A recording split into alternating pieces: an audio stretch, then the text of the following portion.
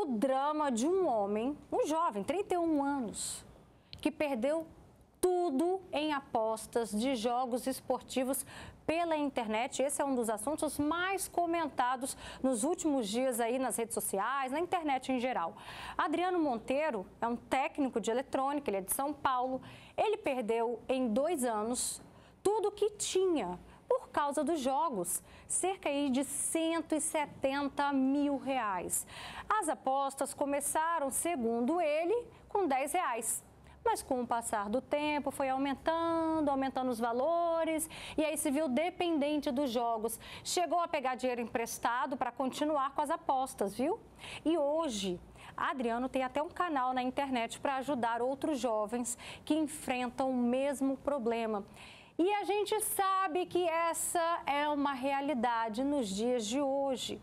A gente sabe também que muitas pessoas de antigamente tinham envolvimento ali com bingo, com baralho. Então tem a geração antiga e também tem os jovens que estão ficando dependentes, porque agora tem uma nova modalidade, que são os jogos esportivos na internet. Vamos bater um papo sobre esse assunto? Conhece alguém? Participa com a gente no Facebook. Aqui no nosso estúdio eu recebo a psicóloga Aline Hessel e também o Otávio Almeida, que vai contar a história dele pra gente. Sejam bem-vindos.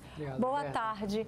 Boa tarde. Otávio, o que aconteceu com você? De que forma que você também se viu aí em algum momento da sua vida viciado em jogos? Boa tarde a todos. Então, quando eu era mais novo, eu era viciado em fliperama.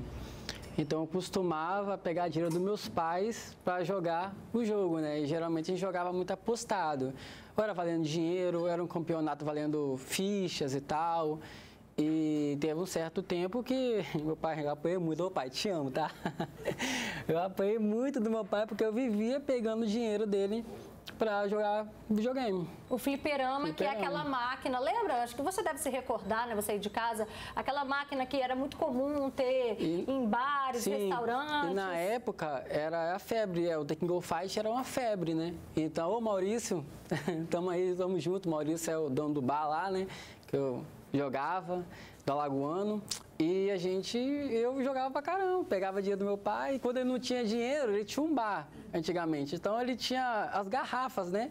Umas garrafas de cerveja. Então, quando ele não tinha dinheiro, eu pegava as garrafas de cerveja, vendia pro Maurício me dava ficha pra eu jogar. Você dava um jeito de fazer dinheiro. Com certeza, tinha que jogar. E seu pai sabia do que você fazia? Que você pegava as garrafas de cerveja do bar do seu pai para trocar por ficha em outro bar? Apanhava muito, direto.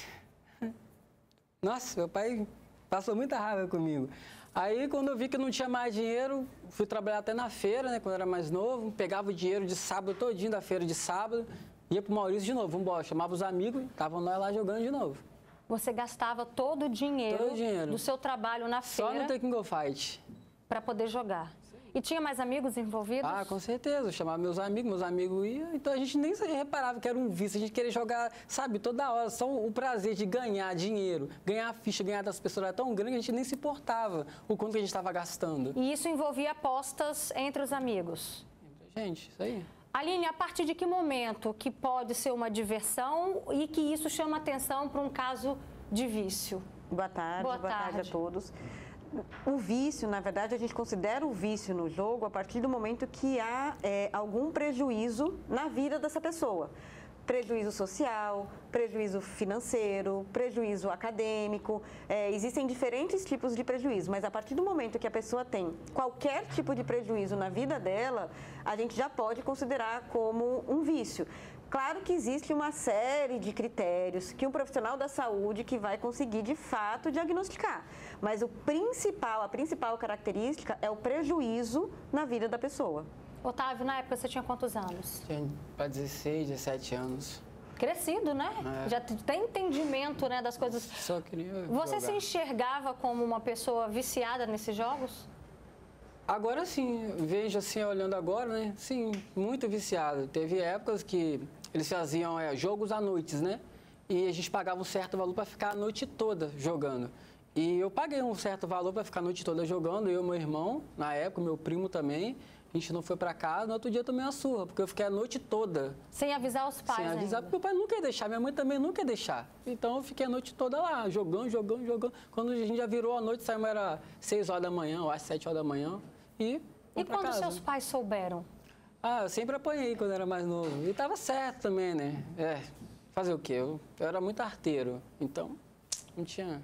Sua mãe chegou a ter essa consciência de que se tratava até mesmo de um vício? Eu acho que minha mãe, ela achou que era coisa de adolescente.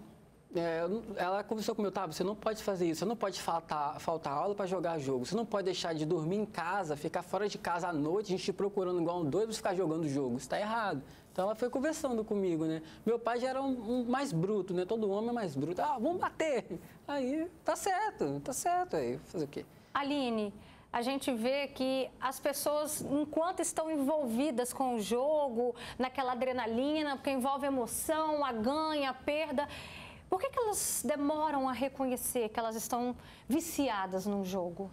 Roberta, acho que só uma informação eu acho importante dar antes é que o vício em jogo não é algo atual, é algo que já existe há muito tempo.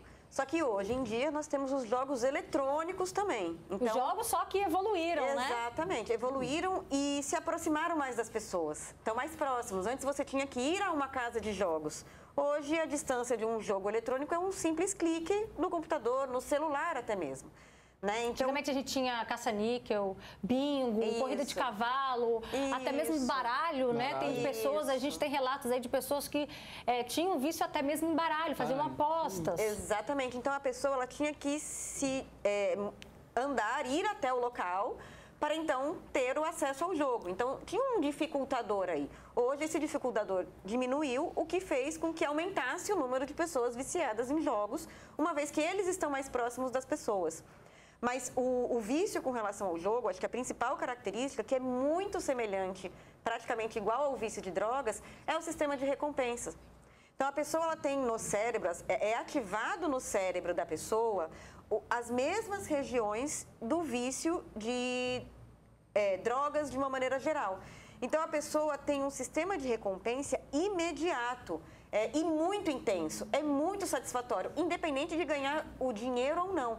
O dinheiro, ele acaba potencializando, mas muitas vezes o fato de você ganhar ou perder é o suficiente para você se motivar a querer tentar novamente. Perfeito, muito bem explicado. E é por isso que a gente também convidou a psiquiatra, a doutora Letícia Mameri, ela vai participar com a gente agora por ligação de vídeo, para explicar exatamente isso. Como é que vem esse sistema de recompensa no nosso cérebro que faz com que a pessoa se veja dependente daquele jogo. Doutora, obrigada pela sua participação. Boa tarde. Ei, boa tarde, é um prazer estar aqui com vocês mais uma vez. Então, o sistema de recompensa, é o que a colega falou, ele vale para qualquer coisa que cause dependência, né? Normalmente o sistema de recompensa, ele é ativado desde que a gente nasce. Né? Tudo que dá prazer para a gente vai ativar o sistema de recompensa. A questão é que tem algumas coisas que dão prazer de forma imediata e numa potência muito maior do que outras coisas.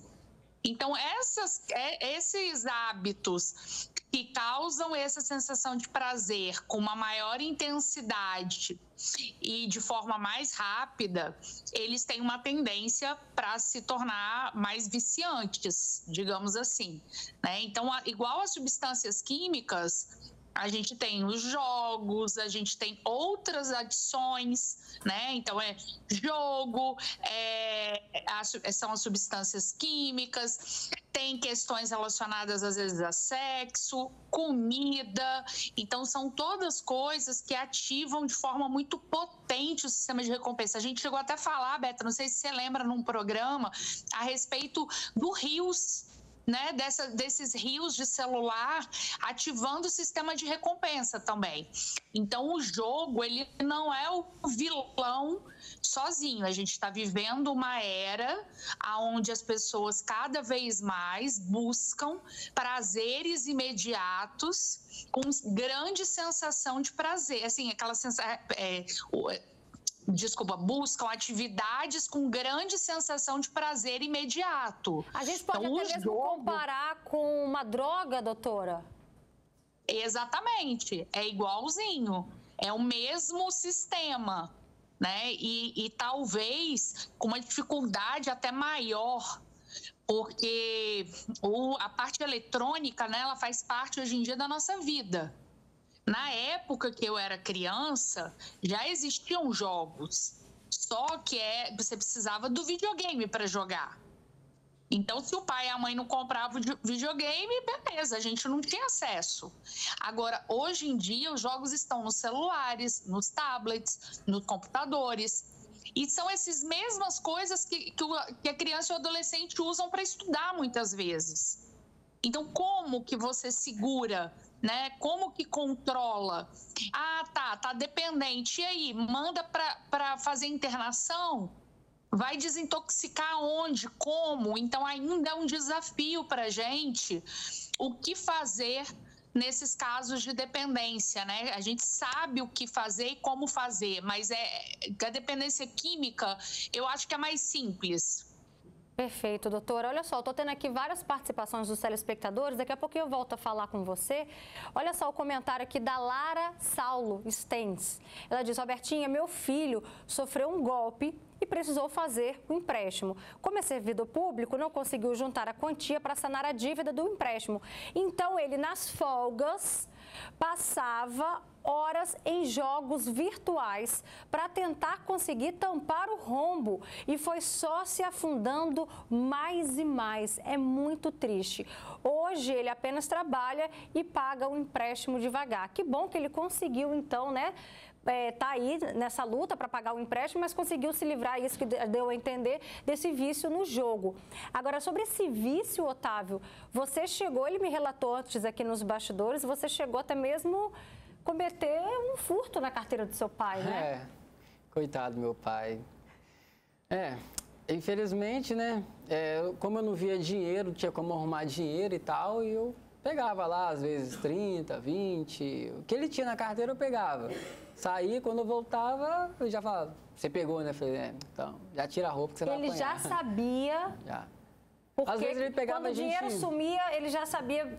Ou era eu ou era meu irmão, era nós dois, né? Então, quando eu chegava, eu já falava, tira a roupa, você vai apanhar. Eu falei, fazer o quê? Olha só que interessante, ele disse, ou era eu ou era o meu irmão. Existe essa influência, Aline? Porque quando a gente junta os amigos, fica todo mundo vivendo, às vezes, aquela mesma fase. Vamos também pensar nos idosos que são viciados aí num bingo, num baralho, num dominó e fazem essas apostas. A gente está falando quando, né, envolve aí apostas, que deixa de ser um lazer, tá, gente? Vamos pensar nesses dois públicos, porque um vai influenciando o outro, então não é fácil também sair daquele ciclo. Sim, quando a gente fala de dependência química, quando a gente fala até mesmo da dependência de jogos, existe uma herdabilidade. Ou seja, é bem provável que essa pessoa tenha algum pai que também passou por esse desafio, ou avô, né? E aí a questão, o quanto que isso envolve o ambiente de exemplos e modelos, o quanto que isso é um componente genético. Ainda é muito novo para ter uma afirmação tão categórica. Entretanto, a gente sabe que tanto o ambiente como a questão genética podem estar influenciando nessa questão. Já que você tocou no ponto do ambiente, às vezes a gente vê, parece cena de filme, mas é essa a realidade. Quando a gente está falando de um lugar específico para fazer essas apostas, tem até outros vícios envolvidos. Sim, a dependência de jogos, ela está intimamente ligada à dependência de drogas. Inclusive, existe um padrão de comportamento semelhante entre os dois. Como, por exemplo, a dificuldade de tomada de decisão, onde geralmente essas pessoas tomam decisões equivocadas que levam ela a cada vez mais se afundar. Né? A pessoa ela tem uma dificuldade de controlar os impulsos, né? A própria dependência dos jogos, até antigamente era considerado como uma dificuldade de controle de impulsos. Atualmente, no DSM-5, o atual livro de diagnósticos, ela está equivalente à dependência de drogas, ela atua da mesma forma que a dependência de drogas, dentre outros comportamentos que se assemelham com a dependência química. Olha aqui o comentário da Doces Mari Costa. Ela diz, eu já ganhei muito em jogos de aposta online, mas já perdi muito também. Meu esposo fala que eu estou viciada. Daqui a pouquinho, então, a Aline Hessel, psicóloga, e também a doutora Letícia Mameri, que é psiquiatra, vão explicar como que a família pode ajudar. Mas antes, olha só o relato do Gabriel Júnior, que daqui a pouquinho a gente vai aqui para o nosso Espaço Gourmet. O Gabriel Júnior vai ensinar para a gente uma receita deliciosa com brócolis, mas antes, Gabriel, você também tem na sua família uma história forte, né, com o vício em jogos. Tenho, sim. Boa tarde, Roberta. Boa tarde. Eu cresci ouvindo essas histórias sobre meu avô, né? Porque ele foi muito viciado, igual você citou aí, baralho, dominó. Tem um que é do palitinho, não lembro o nome, né? Acho que era Porrinha que falava. E eles chegavam ao ponto, cidade do interior, cidade pequena, ao ponto de apostar pedaço de terra. Uau. Ou então ficava tão endividado de uma tal forma que eles iam vendendo, ou dava cabeça de gado em troca, ia fazendo. E eu cresci ouvindo isso. Os meus tios têm essa frustração. Hoje em dia eu tenho tios que reclamam. Ah, nossa vida podia ter sido outra, a gente tinha pedaço de terra, a gente ia fazendo. Se nosso pai não tivesse tanta irresponsabilidade, perdeu tudo em jogo.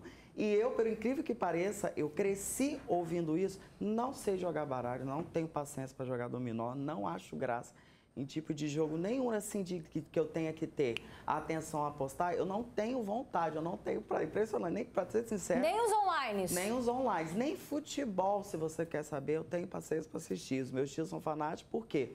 O meu avô, ele era tão fanático também por futebol, que na cidade da minha família, hoje, o campo de futebol da cidade foi doado por ele, meio por causa de uma questão de aposta de jogo, porque ele patrocinava times de futebol e perdia apostas de time. Então ele apostava uniforme, apostava tudo que fosse proporcional a futebol. Como diz o outro, se bobear, você apostava até a mãe, né? Até a família. Até e eles a família. Falaram, e eles olham, às vezes quando eu vou visitar meus tios, eles olham, eles me mostram, isso aqui já foi do seu avô, aquela fazenda ali já foi do seu avô, perdeu tudo em jogo. E é triste, né? A gente cresceu ouvindo isso, né?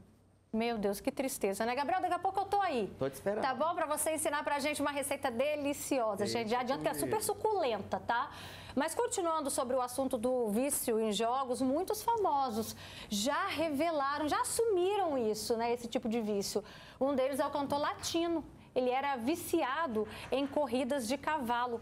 Latino falou publicamente sobre o problema, né? Estima aí que tenha perdido cerca de 30 milhões de reais com as apostas e foi à falência. O cantor contou que perdeu apartamentos, carros, empresas, sem contar as dívidas com agiotas, também que começaram a ameaçar até de morte. Tudo isso por conta de quê? Por conta do vício. E olha só, o vício em jogos, ele é um problema que a gente sabe, certamente você conhece alguém ou até mesmo da sua família, que já destruiu muitas famílias. A dona Carmelita vai dar o relato pra gente agora com a história do ex-marido dela, olha só. Eu tive um marido viciado em álcool e depois começou também a jogar baralho, né? Aí eu falei com ele, para esse negócio de jogar baralho, que daqui a pouco nós vamos perder até nossa casa. Para com isso. Ah, não, mas ontem eu ganhei. Amanhã você pode perder. Aí ele acabou parando com baralho, mas continuou com a bebida alcoólatra. E isso aí foi o fim do nosso casamento. Vício nenhum presta. Deus me livre. Tá vendo aí, né? O relato da dona Carmelita é a realidade de muitas outras famílias. Aline, você já falou pra gente dessa relação, né, do vício, às vezes, com outras drogas, como o álcool e também o vício em jogos.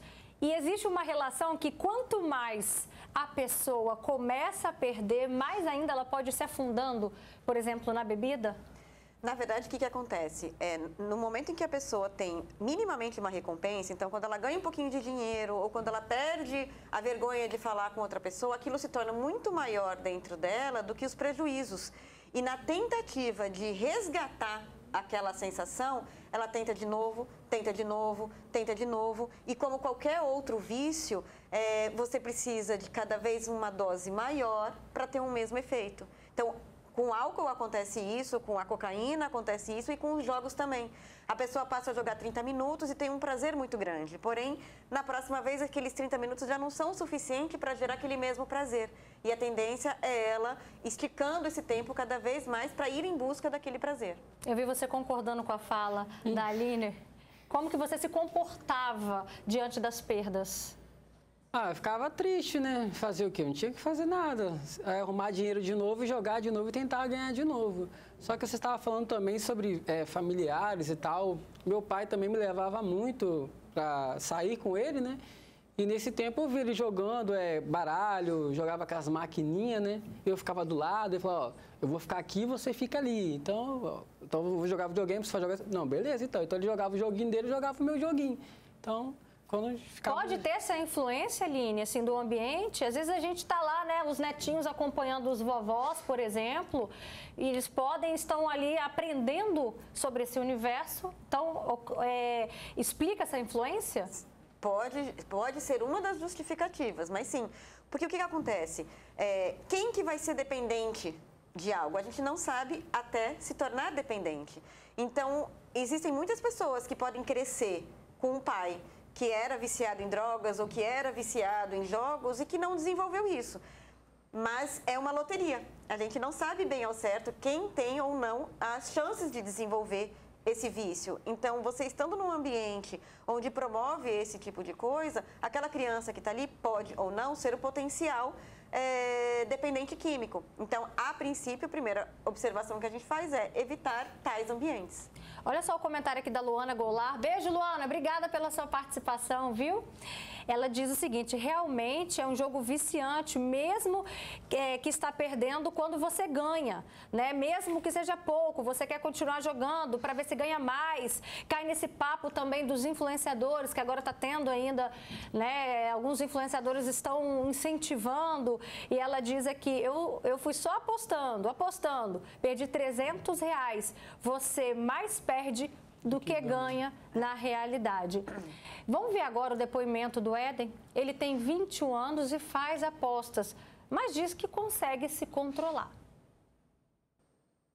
Eu interajo com apostas esportivas há aproximadamente 3 anos.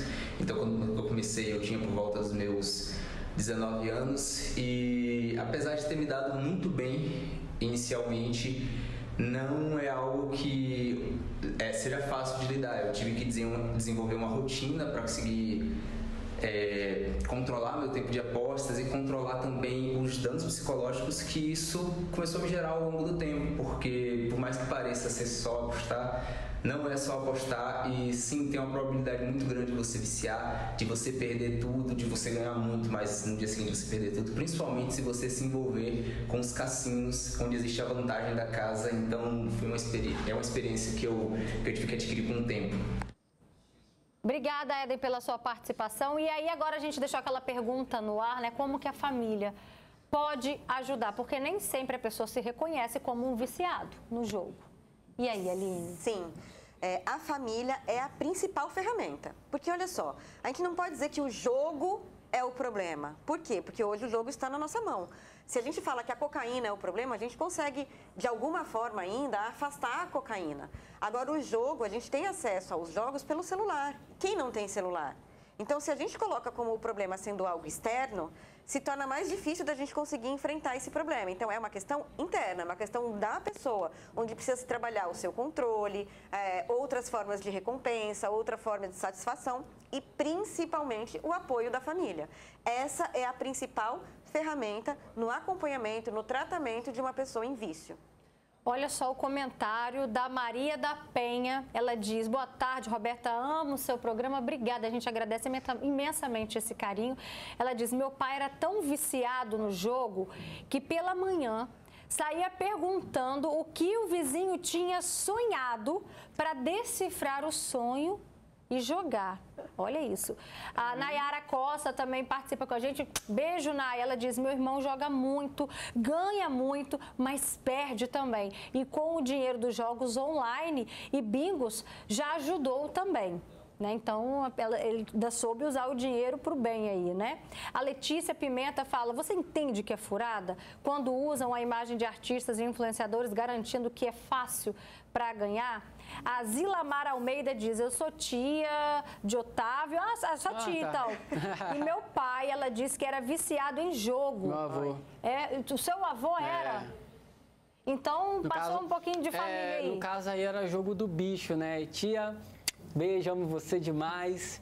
No caso aí era jogo do bicho. Ele fazia, né, o jogo do bicho e tal. E passou pro meu pai também fazia, trabalhou com ele, e um passou pelo outro, né? E o vovô realmente era viciado mesmo. Meu pai, vovô. Para você que está chegando agora aqui no Fala Espírito Santo, a gente está debatendo o vício em jogos. Desde bingo, baralho, dominó, ou até mesmo essa nova geração que faz apostas esportivas na internet. Gente, saiba que tudo isso tem um sistema de compensação, assim como a droga, no nosso cérebro. E é por isso que pode se tornar um vício.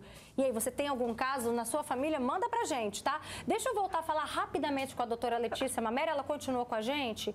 Só para saber, doutora, assim como vocês já falaram pra gente em outros momentos, né? O que pode estar levando a pessoa pra droga, às vezes uma carência afetiva, enfim. O que pode levar a pessoa também pro jogo?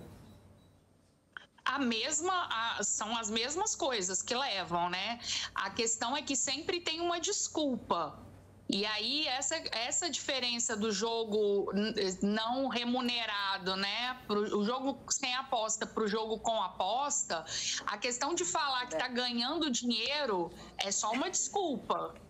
Ah, eu estou gastando, não, mas eu estou ganhando muito mais. É uma desculpa para justificar para a família o ato de jogar. Mas o que leva para o jogo é sempre essa necessidade da recompensa. E essa necessidade da recompensa, ela vem por uma série de questões. São várias hipóteses de mecanismo, né? Tem muito a questão social, tem a questão genética, hereditária, tem questão relacional. Então, cada caso vai ser um caso. Perfeito, mas é indiscutível que o que leva, alguma coisa leva, tá? Tá certo. A gente agradece muito a sua participação, a sua contribuição para esse assunto aqui com a gente no programa. Uma boa tarde. Obrigada, Roberto. Obrigada, Aline. Obrigada também, Aline Hessel. Está aqui um assunto que está presente em todas as gerações, dos avós aos netos. Então, a gente precisa fazer esse alerta, né, Otávio? É isso aí. Então, tá certo. Hoje passou dessa fase, né? Não, hoje tá tranquilo. Graças a Deus. Tá certo. Um abraço para vocês, gente.